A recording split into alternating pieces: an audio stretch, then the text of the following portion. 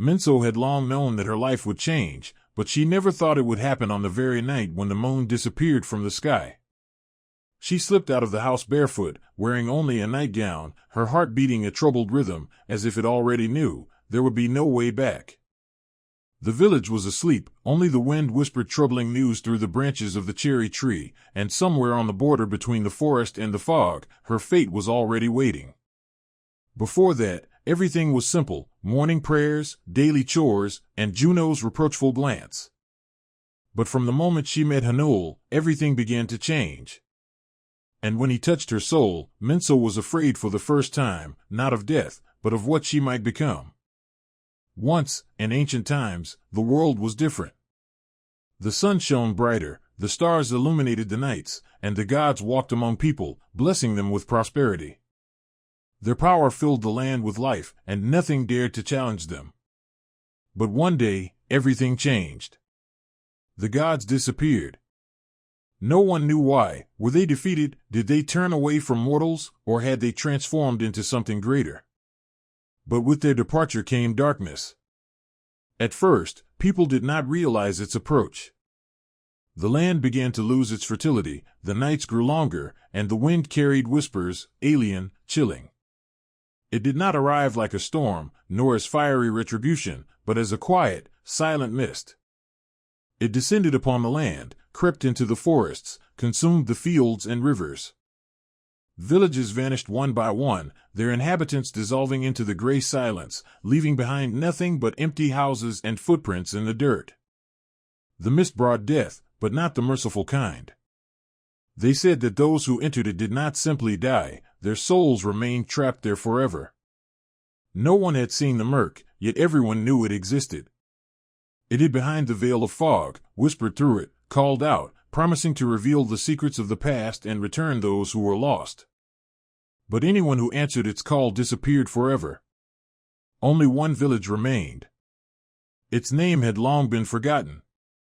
The last to survive, surrounded by a wall of mist, like an island in an endless sea. No one knew why it had endured, but people believed that the village's guardians, the descendants of priests who knew ancient rituals, kept the murk at bay.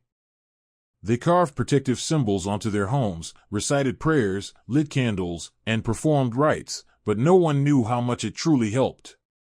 The mist did not move. It remained in place, as if waiting. Its boundary lay beyond the last houses, where meager crops barely sprouted, beyond the old road that led to nowhere. The boundary was impassable. No one dared to cross it, for beyond it lay only emptiness. I was born into this world, where fear of the mist was as ordinary as the cycle of day and night. She was 18, but Minso felt older. Life in the village left no room for childish dreams. From an early age, she learned to work, to help, to survive. Her parents had died when she was a child, her mother vanished into the mist, and her father took his own life a year later. After that, she was raised by her grandmother, an old, wise woman who knew countless legends and could brew the most fragrant healing potion.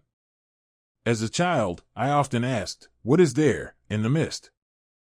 Grandmother would only shake her head, "There is nothing for us there. Only death." But her dreams told her otherwise. Ever since she turned 16, she had seen the same dream. First, the village.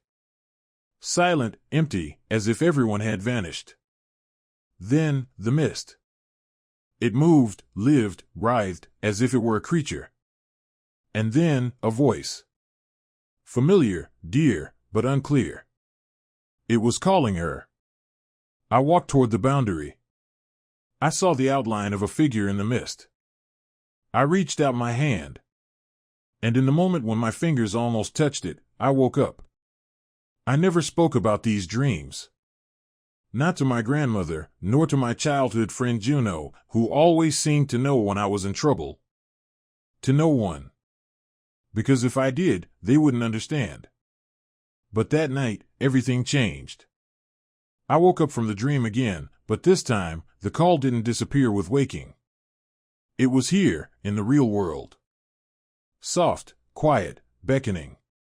I sat up in bed, my heart pounding. The mist outside the window moved differently than usual. It didn't just swirl, it stretched toward the village, brushing against the borders, testing their strength. And it was waiting. For the first time in my life, I couldn't push away my fear. Morning in the village always began the same way. I woke before dawn, when the gray sky had just begun to show the first traces of dim light. I quickly dressed in a simple dress, pulled a thin jacket over it, and stepped outside barefoot. The ground was cold, but I loved the feeling of wet grass beneath my feet. Outside, the village was already stirring.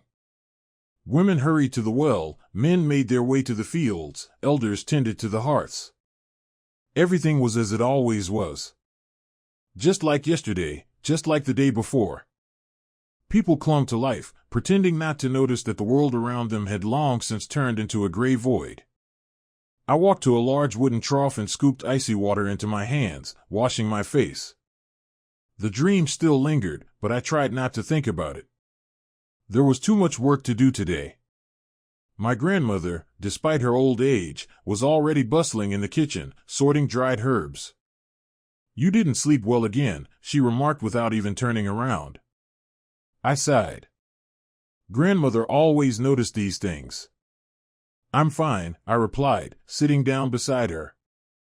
"Just a bad dream." "Dreams are never just dreams," the old woman muttered, rubbing sage leaves between her fingers. "Sometimes, they tell us what we fear to hear." I didn't respond. I was used to my grandmother speaking in riddles. Instead, I picked up a knife and began cutting roots, helping her prepare the healing brews. Our family had always gathered herbs, dried them, and brewed medicine for the villagers. Life was simple, filled with repeating days. "Will Juno come today?" Grandmother asked, glancing at me. I shrugged. "He always comes." "That's true," Grandmother smirked. "Even when he doesn't want to." Juno arrived, as always, at noon. He was tall and strong, with dark eyes that looked somber even when he was silent. And he was silent almost all the time. "You're late," I said, meeting him at the gate. "I'm not late," he grumbled, walking past me and rolling up his sleeves. He had come to fix the roof of the shed. It was hard work, and Grandmother always said that a woman's hands weren't suited for it, though I could handle many things on my own. But Juno came anyway. He never said why. "You look tired again," he muttered as he climbed onto the roof. "You always say that." "Because it's true." I rolled my eyes and went back to my work, sorting herbs, tying them into bundles to hang for drying. They worked in silence, as always.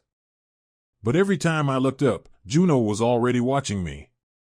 He would quickly turn away, pretending to be busy, but I could still feel his gaze. As the sun dipped lower and Juno finished with the roof, he jumped down, dusted off his hands, and walked over to me. "It's going to rain tomorrow," he said. "How do you know?" "I just do." I smirked. "Maybe you're a witch too, like the elders?" Juno snorted, turning away, but the corners of his lips twitched. "Unlikely," he muttered. "You're the witch here." I didn't argue. Instead, I handed him a cup of warm herbal brew. "Drink," I said. He took it, hesitated for a moment, then took a sip. "Bitter." "Trying to poison me?" He grimaced. "Very funny. Maybe it'll take that scowl off your face." Juno didn't reply, only looked at me again. There was a shadow of something in his eyes, something I couldn't read. But before I could say anything, he stood up. "I have to go." I nodded. "See you tomorrow." "See you tomorrow," he said, his face still grim, and left. I stood by the gate, watching him until his silhouette disappeared around the bend in the road. In the distance, beyond the village, the towering trunks of ancient pines loomed dark against the sky. Their branches barely stirred in the weak wind, and it seemed as if they were living sentinels, guarding the village's border. I found myself lost in thought. Lately, my mind kept returning to the dreams. To the voice calling me. It didn't sound the way the elders described it. They said the whisper of the mist was cold, foreign. But this voice, it was warm. Almost familiar. Could the mist lie? Could it lure not with fear, but with something else? I shook my head, pushing the thought away. Minso. Grandmother's voice called from inside. Stop daydreaming, it's time for supper. I sighed, turned, and stepped inside. The house smelled of dried herbs and something warm, something familiar. I helped grandmother prepare supper, chopping roots, stirring porridge in a clay pot, feeding the fire with more wood. When the food was ready, we sat at the low wooden table and ate in silence. Then grandmother suddenly lifted her head, gazing into the fire. You know, the gods didn't always walk among humans, she said. I set down my spoon. Why not? Because they didn't need to, grandmother replied. In those days, the gods protected our world themselves. They didn't let the mist spread. They didn't let the darkness touch us. You're talking about the gods again, I shook my head. Grandmother, they don't exist. The old woman didn't get angry. She just smiled, as if she already knew I would say that. Don't they? I said nothing more. I sighed, cleared the table, wished grandmother good night, and went to my room. I loosened my braid, pulled off my work clothes, and slipped into a thin nightdress. Then I walked to the window and looked outside. The dark road stretched into the village, and beyond it, past the boundary, lay the still mist. It didn't move. It didn't stir. It only waited. Suddenly, I remembered my mother. How long had it been? Yet the memory of her remained alive. I couldn't recall her face clearly, but I remembered her voice. The voice that used to sing to me before sleep. If only you were here. I clenched my fingers against the windowsill. And then I saw her. A girl stood on the road, right by the house. Smiling. But not like people smile. Her lips stretched too wide, her eyes remained empty. It was an unnatural smile. A chill ran down my spine. And then, a scream. I ran outside, my heart pounding. A crowd had already gathered in the main square. Some people were crying, others stood in stunned silence. And in the center, surrounded by a circle of torches, lay a girl's body. She was dead. Standing over her was Hanul, the reaper of our village. A man dressed in black robes, his face pale as if carved from stone. His eyes were dark, like the night itself. This is an omen, he said in a quiet but firm voice. Murmurs spread through the crowd. Someone shouted, we must find the guilty one. Hanul shook his head. No human is to blame. The crowd fell silent. Hanul's gaze swept over the gathered villagers, until it stopped on me. I need an assistant, he said. Who will volunteer? Silence. No one answered. No one moved. I felt my heart hammering against my ribs. Then, I raised my hand. Hanul smiled, just barely. Tomorrow, at noon. My hut. And with that, he turned and walked away. I remained in the square as Juno approached. His footsteps were steady, echoing in the dark night, his boots tapping against the stone pavement. He stopped beside me, his gaze trailing over my figure, lingering on the thin nightdress I had forgotten to change before running outside. It's foolish to run around at night dressed like that, he said, his voice quiet but laced with concern. I shot him an annoyed look but said nothing, my eyes fixed on the girl's body and the deepening shadows around her. Juno continued, and it's even more foolish to agree to be the Reaper's assistant. You don't even understand what it means. Hanul is no ordinary man. This isn't a game. I huffed, feeling a light irritation rise in my chest. You can't tell me what to do, Juno. I turned to him and took a step to the side. You haven't always been around, so why does it matter now? My words were sharp, but I didn't feel angry with him. It was just my way of protecting myself from his caring but intrusive behavior. I turned around and walked toward the house, feeling Juno follow me. I didn't look back, not giving him the satisfaction of stopping me, but deep down I felt that the road home had become just a little bit more safe. "I just want to make sure you get home," he said, following me. When we reached my house, I didn't turn around, and, ignoring his presence, I shouted, "Thanks, Juno." I went inside and quickly closed the door behind me. It was warm and quiet inside, and I felt relief. My grandmother was sitting by the fireplace, peacefully knitting, and although I was tired, I sat down beside her and told her about what had happened. "Have you heard about this?" I asked, looking my grandmother in the eyes. "About the Reaper? About the girl on the road?"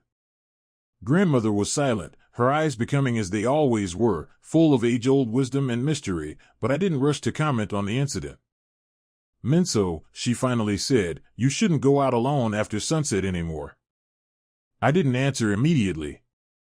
I knew she was right, but something inside me resisted. I wasn't a child anymore. I could make my own decisions. "Okay," I quietly said, getting up and heading to my room. I couldn't fall asleep right away. With every movement, I felt the fatigue pressing on me, but even stronger in my mind was that strange image, the girl with the crazed smile. Who was she? And why was her appearance linked to such a strange and ominous scream? I tossed and turned in bed, trying to push these thoughts away, but the unease wouldn't leave me. Time passed slowly, and I finally drifted into a restless sleep. I woke up to my grandmother calling me for breakfast. "Darling, get up, it's time," she shouted from the kitchen. I yawned, looked around confusedly, unraveled my braid, and, without saying a word, went outside to wash my face. The water was cold but refreshing, and it helped me gather myself a little after the restless night. When I returned to the house, my grandmother and Juno were already sitting at the table. He looked grim, his gaze empty, and his face showed the exhaustion from his late-night thoughts. He didn't say a word, but I immediately understood something was wrong. I sat down at the table, listening to the silence. "Did you tell her everything?" I asked, raising an eyebrow. "That I volunteered to be Hanul's assistant?" Juno silently raised his gaze again, but didn't say anything. He just continued eating his porridge. My grandmother, apparently, wasn't surprised. "Maybe it's not a bad idea," she said, wiping her hands on her apron. "It might help you protect yourself, yeah. You heard what happened to the girl. So, if you don't want to be as defenseless as she was, you need to learn." I felt her gaze drop to the table. My pride whispered that I should be strong, that I shouldn't be anyone's assistant. But at the same time, my grandmother was right. The world around me was changing, and I needed to be ready for it. I nodded and started eating. The morning was quiet, but there was a sense of change in the air. After finishing breakfast, I pushed my plate aside and stood up.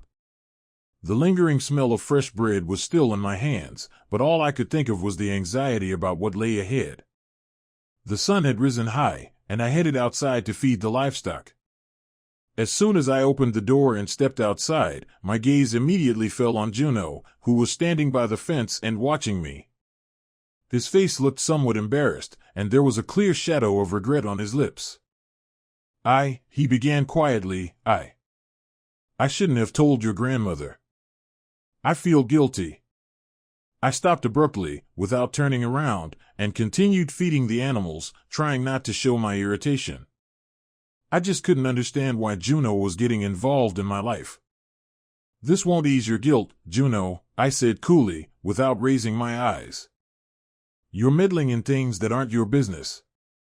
He stepped closer, and suddenly, with surprising determination, grabbed my arm, holding it. I felt his grip tighten. "This is my business," he said, his voice becoming more insistent. "I'm responsible for you. I promised your father that I would take care of you." I pulled my arm away, feeling a surge of anger inside me. I looked at him, and with a cold, firm voice, I said, "Don't even dare mention my parents, Juno. I'll handle this myself." I turned and walked toward the fence, leaving him in his thoughts. My heart was pounding heavily because of how he kept trying to dictate my life. Time passed, and as noon approached, I felt growing tension. I wasn't sure I was ready to meet Hanul, but there was no other way. It was as if something invisible was guiding me, pushing me to keep moving forward. I walked through the village, observing the work of the villagers. I noticed how the men and women moved with confidence and determination. Their faces were focused, but their eyes held a longing, like that of those who had lived for years under the weight of the mist. Without noticing, I found the road leading to the edge of the village, toward Hanul's house. The house was old, covered in green plants, with the smell of herbs and amulets in the air. There was a sense of calm, yet a strange feeling of uncertainty lingered in the atmosphere. Hanul was not someone you could call ordinary. I felt my heart beat faster as I approached the door of his house. I was about to knock when the door opened by itself. Hanul stood before me. His body was wet, as if he had just come out of the water. He was wearing only pants, and water dripped down his muscular torso. I felt my cheeks flush with embarrassment. I turned my gaze away, not knowing what to do or how to react to his presence. "Come in," Hanul said with a slight smile, as if unaware of my awkwardness. "Wait for me a bit." I entered the house, trying to forget about my embarrassed reaction. Hanul left me alone and disappeared deeper into the house. I looked around the room, and immediately my gaze was drawn to shelves filled with various herbs, books, bottles, and amulets. Among them, there was one that immediately caught my attention. An amulet with the image of the moon. It was beautiful, mysterious, as if it hid some kind of secret. I couldn't resist and took it in my hands. As soon as my fingers touched its surface, I felt a strange warmth spread beneath my skin. There was something about this amulet that made my heart beat faster. At that moment, Hanul entered the room, already dressed in a dark shirt and pants. He glanced at me as I held the amulet in my hands. "Didn't they teach you not to touch other people's things?" he asked, his voice calm but with a slight note of reproach. I quickly set the amulet back on the table, feeling my throat tighten with awkwardness. "I'm sorry," I said, not looking at him. "It's just so beautiful." Hanul sat in an armchair, settling his shoulders more comfortably. He looked at me, his eyes attentive, like someone who had seen much of life. "Tell me about yourself," he said, his voice soft, but there was an underlying threat in it, as if he knew more than he was letting on. I paused. I had never told my stories to anyone, not even to my grandmother. But now, in Hanul's presence, I felt something inside me loosen, as though I was compelled to share about myself. I told him about my family, life in the village, my nighttime fears, my dreams, and about seeing that girl on the road, smiling just before the scream echoed. Hanul was silent, listening attentively, his face remained unreadable. When I finished, he stood up and walked toward her. He took a strand of her hair, smelled it, and something strange flashed in his eyes. "You're not as simple as I thought," he said, his voice deeper. I felt my heart leap, and in that moment, I realized that life had changed forever. I took a step back, feeling my heart thumping in my chest. I realized how unexpectedly strong my reaction to Hanul had become, as if his closeness stirred something more than just curiosity within me. I nervously swallowed, trying to regain control.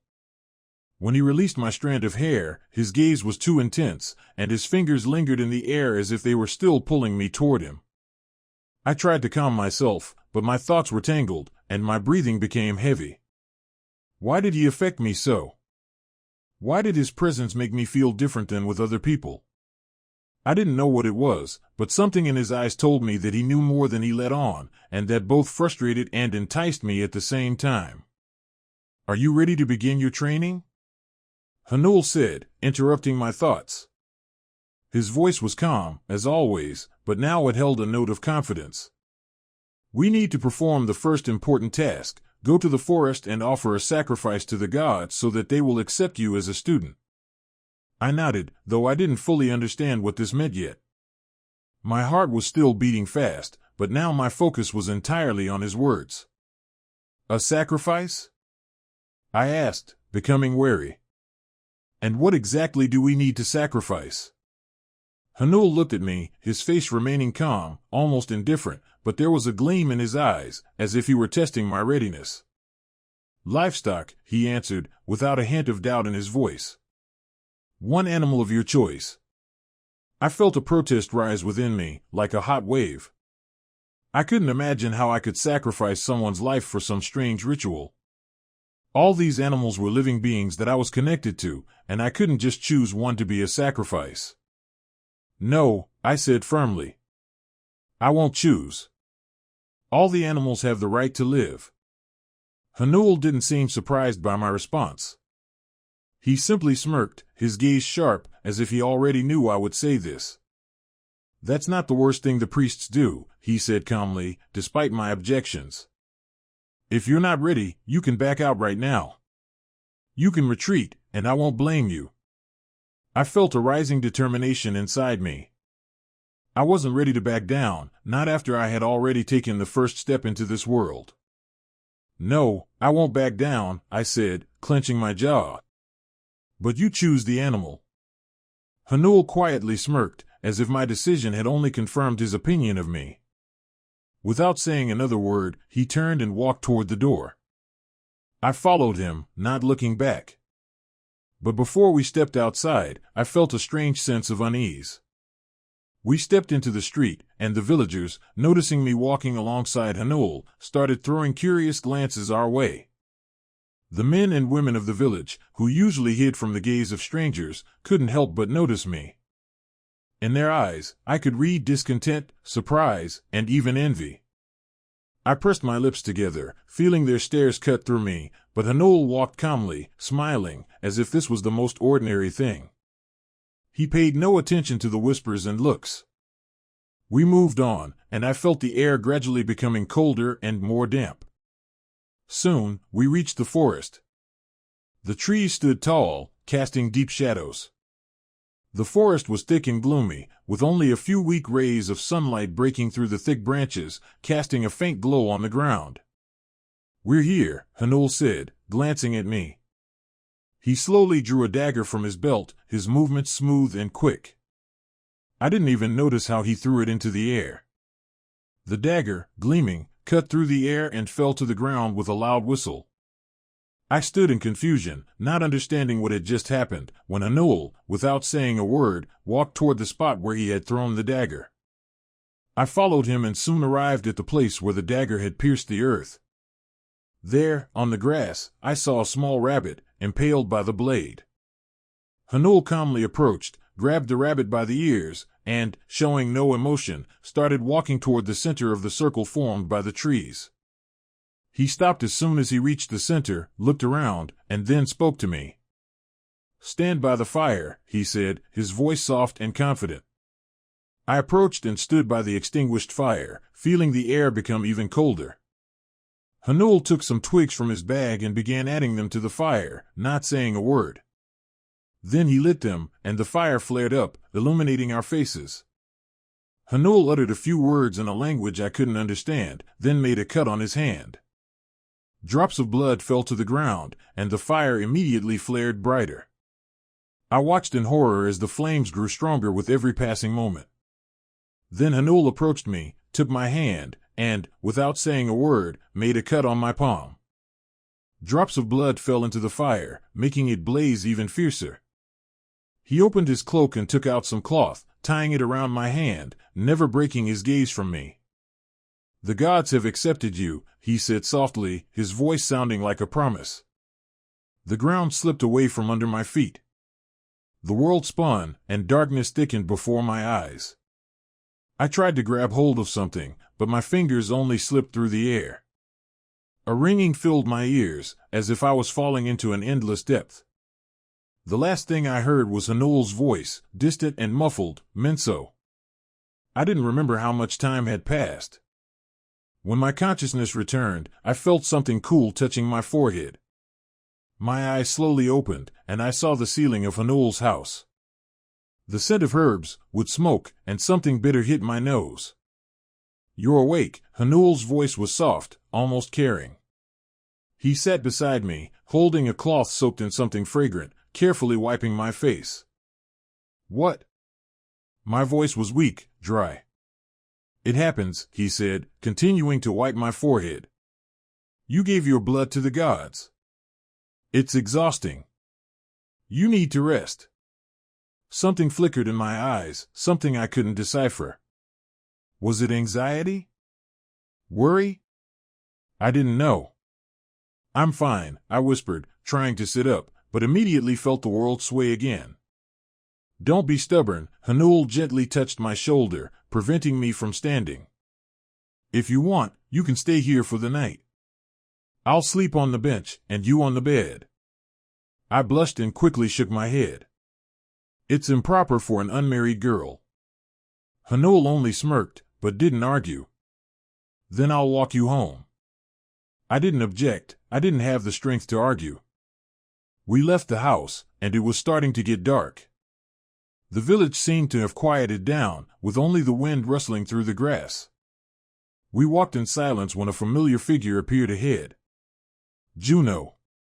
He stepped forward, his gaze immediately finding mine, then dropping to my bandaged palm.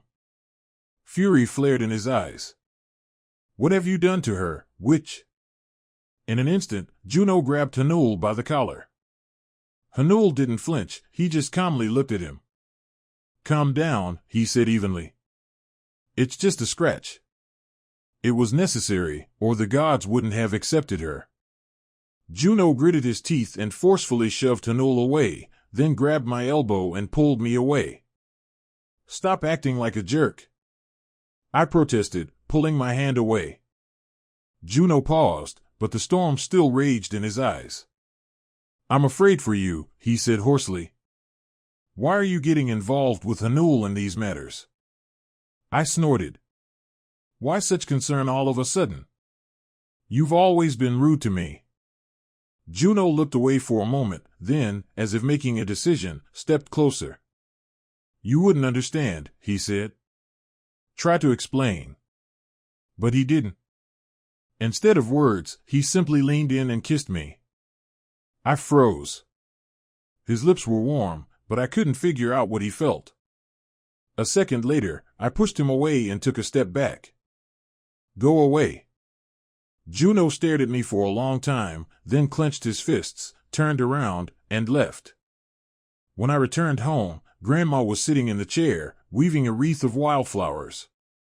"How was your day?" she asked. I just shrugged. "What's the wreath for? Haven't you forgotten? Soon it will be Leto, the festival of worshipping the gods. There will be dancing by the bonfires." I nodded. "I'll go rest." I took off my clothes and dove into the cool water, washing away the dust and fatigue. Then I carefully treated the cut on my palm and lay down in bed. But sleep wouldn't come. Hanul, Juno, their gazes, the kiss, all of it spun in my mind. And then the memory of that girl on the road came back again. I drifted off to sleep, but suddenly, in my dream, I was surrounded by thick fog. In the fog, a woman stood. "Mom?" I whispered. The woman raised her hands, pleadingly reaching forward. "Help me." I wanted to rush to her, but suddenly the fog enveloped her from head to toe. I screamed and opened my eyes.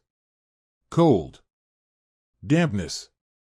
Beneath me was not the warm floor of a house, but wet grass. Blinking, I looked around. I was lying right at the edge of the fog. How did I get here? The fog shimmered in front of me, as if calling me. I struggled to get up from the ground, feeling how the night chill seeped under the thin fabric of my clothes. Before me stretched the fog, thick, shimmering, alive. I tried to listen, to catch something in the whispers that seemed to come from the very earth. "You shouldn't be here." I flinched at the sudden voice and quickly turned around. He stood a few steps away, his gaze tense, serious.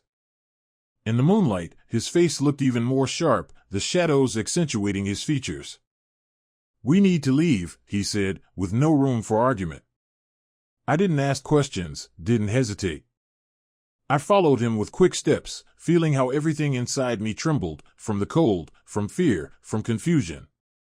When we entered his house, he immediately approached one of the shelves, took a flask with thick dark liquid, and handed it to me. Drink this. What is it? For bad dreams. I hesitated, but there was no hint of deception in his gaze. I took the flask, brought it to my lips, and took a few cautious sips. The bitterness burned my throat. How did I get there? My voice sounded hoarse. Hanul paused for a moment, crossing his arms over his chest. We'll have to figure that out, he finally said. But something is definitely wrong with you. He looked at me with a long gaze, as if trying to unravel something he didn't quite understand himself. Stay here tonight. I'll take you home by dawn. I nodded, feeling how exhaustion washed over me in a wave. I lay down on the bed, inhaling the scents of herbs, smoke, and Hanul himself. He sat in a chair, but for some reason, I wanted him to be closer. What's wrong with me? I asked. He didn't answer immediately. He simply got up, approached the bed, and sat next to me. His fingers moved my hair aside, exposing my neck, and I felt the cold of metal. This will protect you, he said, fastening the same pendant around my neck that I had noticed on the first day. I touched it with my fingers. How did you end up there, near the fog? The gods told me to go. And thank them, I came in time. I closed my eyes, processing his words. At that moment, he ran his finger across my neck. A light touch, almost weightless, but it sent a shiver through my body. I didn't open my eyes, didn't say anything.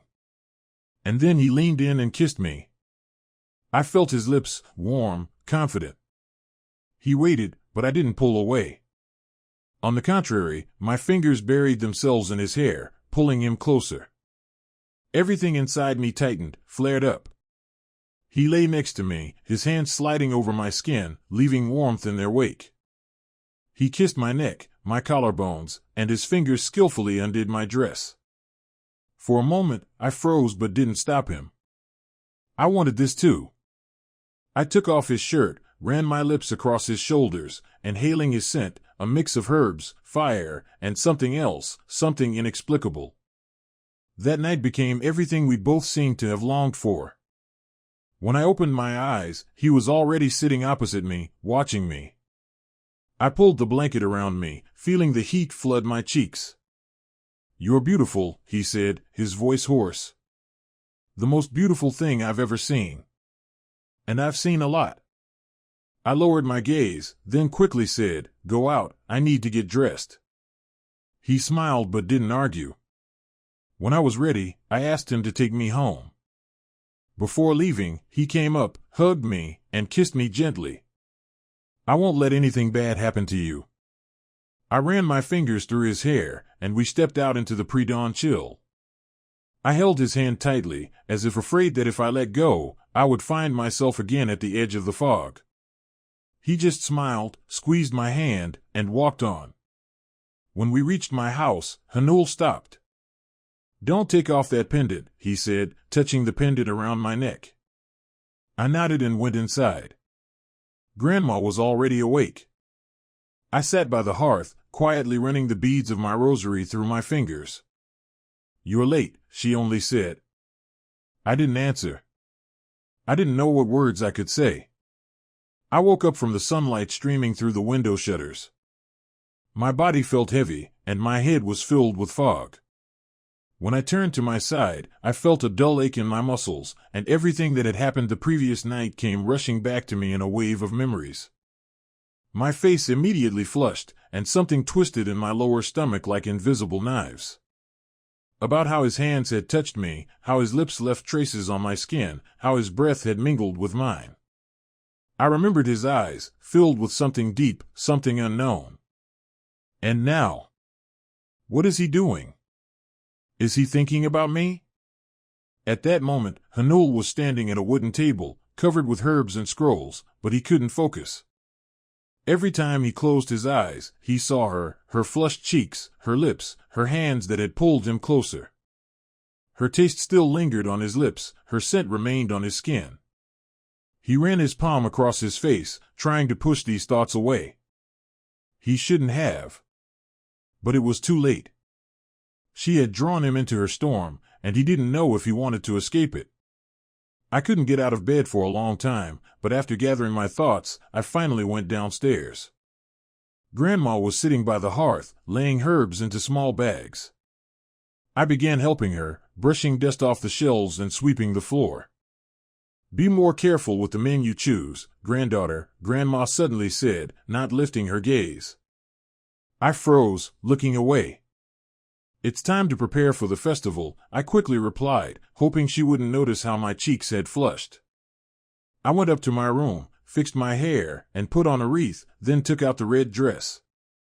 It hugged my figure tightly, emphasizing the curves of my body, and as I looked at myself in the mirror, I suddenly wondered, would he notice? I took the flower wreaths that Grandma had prepared in advance and headed toward the river, where people were already gathering. I didn't notice Juno approaching me until he spoke. "How do you feel?" I quickly glanced at him. "I'm fine, don't worry." But he didn't take his eyes off my neck. "Were you with him?" I frowned. "What are you talking about?" I quickened my pace, but he overtook me, pointing at the pendant and gritting through his teeth. "Were you with Hanul?" I sighed. "Yes, he's my teacher." "You know what I'm asking." I stopped abruptly and, looking him straight in the eyes, said, "Yes, I was." "What's it to you, where I am and with whom?" Juno slammed his fist into the tree, causing the bark to fall off. "How do you not understand?" "It matters to me. I love you. I love you more than life itself." I recoiled. "What?" "You won't believe it, but it's true." His voice trembled with anger and pain. "It's always been like that." "You're drunk," I said, not believing my ears. "What love? You've always been rude to me." He ran a hand through his hair. "I couldn't let myself touch such a flower. I'm not worthy of you." I shook my head. "I don't know what to say to you. This is just nonsense." I turned to leave, but he beat me to it. He grabbed my wrists, and before I could say anything, he pressed his lips to mine. The kiss was harsh, demanding, forceful. Nothing like Hanul's. I pushed him away. And at that moment, I heard footsteps behind me. Hanul. He was watching us, his face remained calm, but something flickered in his eyes. Juno spat at his feet and left without looking back. I didn't try to explain anything and just walked away in silence. Hanul pretended like nothing had happened. "How did you sleep?" "For the first time, I didn't dream about anything," I said. "I slept well." "That's good," he smiled, his gaze lingering on my dress. "It suits you. Just like your pink cheeks. The same as last night." I pushed him lightly on the shoulder, and he laughed. The festival was in full swing. People were singing, playing instruments, and the girls were dancing around the fire. I placed the wreaths on the table and took a cup with an alcoholic drink. I wasn't used to drinking, but today, I needed it. To make sense of everything. By evening, I already felt a pleasant dizziness and laughed, dancing along with everyone. Hanul didn't take his eyes off me. But Juno was nowhere to be seen. I decided to find him. I walked through the forest, half drunk, half guided by a strange desire I didn't understand. Suddenly, a shadow flickered in the mist before my eyes. I followed it. I walked and walked, not knowing where. I didn't care. Until I found myself in front of a cave entrance. Turning around, I saw the fog closing in on me. My heart clenched. I ran inside. But I stepped on something sharp. Pain shot through my leg, and I fell. I leaned against the wall and, reaching a stone, sat on it. Then I started crying. I didn't understand what I wanted, where I was going, or what I should do. And then I heard my mother's voice. Meanwhile, Hanul noticed she was missing, and his heart skipped a beat. He searched for her among the people, calling her name, but no one had seen her. Anxiety squeezed his chest. He went home, took a bowl, made a cut on his palm, and let drops of blood fall into the water. "Show her," he whispered, addressing the gods. Before his eyes, the image of the cave flashed. He recognized it. The place where sacrifices were once made. But it was a place of evil. He rushed there, not remembering how he got there. When he entered, the cave was empty. But her pendant lay on the ground. He picked it up, brought it to his lips, closed his eyes, and whispered, "Where are you, my flower?" I woke up from the cold running over my skin. My head was heavy, my thoughts were confused, and my body was paralyzed with a strange numbness. I tried to move my arms, but my wrists wouldn't obey. A sharp stab of pain pierced my leg, and only then did I realize I was lying in some kind of bed, and my hands were tied to the headboard. Where am I? The room was lit by fire, its reflections dancing on the walls filled with amulets and strange symbols. The smell of herbs and soot filled the air, mixing with something metallic. And then I heard footsteps. The door swung open, and he walked into the room. Juno. I widened my eyes. What's going on?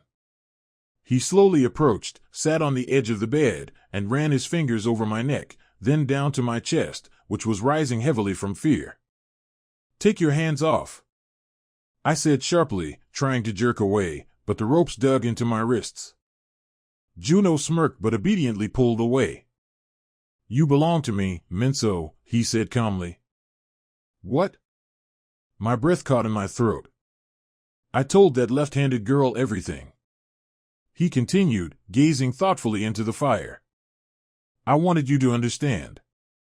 I had to make her silent." A coldness filled me inside. "Did you kill her?" He didn't answer. "I was ordered to do it," he finally spoke.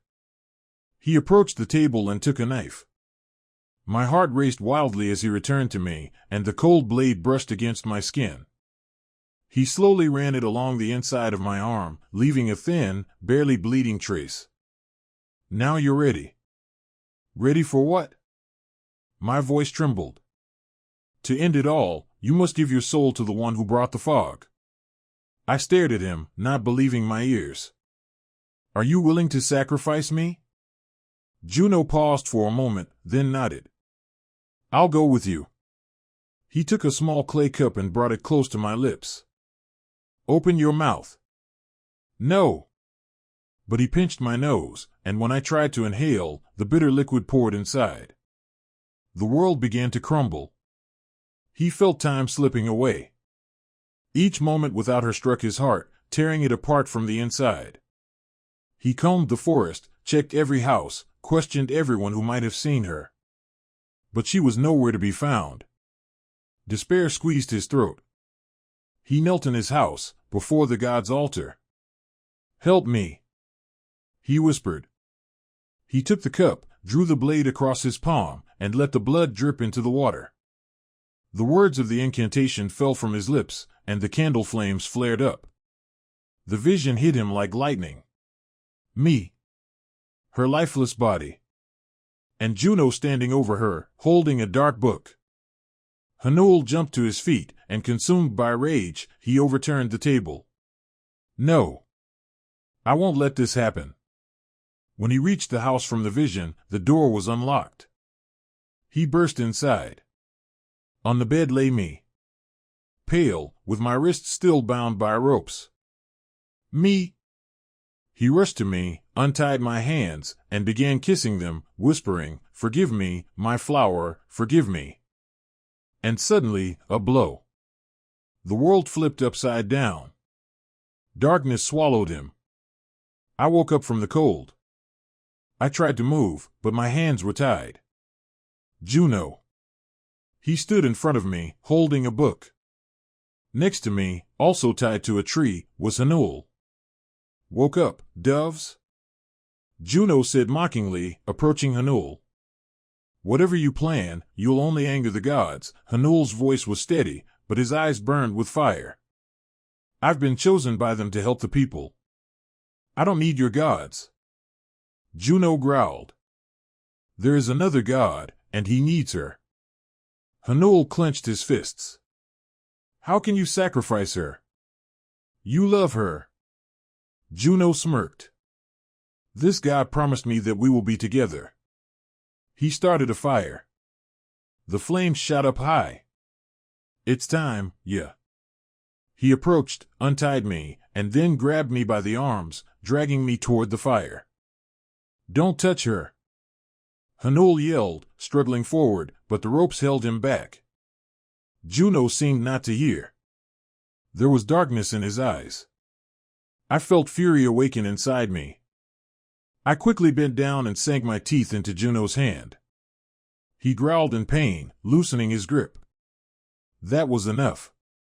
I ripped the knife from his belt and pressed it to my stomach. If I die by my own hand, the ritual won't take place, I said. Juno froze. No. You won't be with me. Hanul screamed, I won't. There's a demon in him. He must be stopped. I ran away. Juno chased after me. I heard him catching up, and then a sharp shove. I fell. I flipped onto my back. Juno loomed over me. My knife was still in my hand. I drove it into his stomach. His eyes widened. I saw the dark veil lift from his gaze.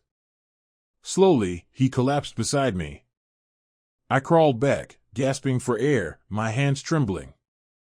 I'm sorry. Tears poured from my eyes. But there was no time. I rushed to Hanul and untied him.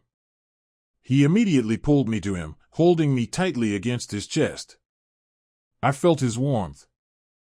Hanul held me so tightly, as though afraid I would disappear. Is it over?